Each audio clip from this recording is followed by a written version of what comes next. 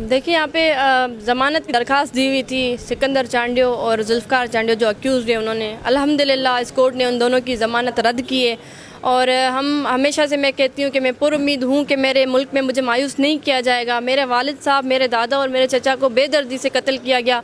हमारा कसूर सिर्फ ये था कि हमने जागीरदारों और सरदारों की ग़ुलामी करना पसंद नहीं की। हमने आज़ादी की जो है डिमांड की और हमने यही कहा कि हम आज़ाद हैं, हमें इस्लाम और हमारा कानून जो है राइट्स देता है कि हम आज़ादी से जिएँ।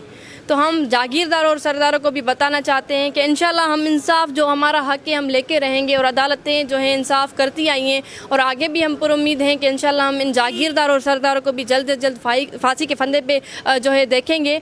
और हम पुरुम्मीद हैं इंशाल्लाह के जो अदालतें हैं वो मज़लूमों के साथ इंसाफ करने के लिए। और हम इन कातिलों को भी बताना चाहते हैं कि हम कतईन आपके साथ ना कंप्रोमाइज़ करेंगे, ना ही हम आपके किसी जो आप हमें हरास करना चाहते होते हैं या हमें धमकाते हैं, डराते हैं, हम किसी इन चीज़ों में नहीं आएंगे। इंशाल्लाह इंसाफ हम लेके रहेंगे।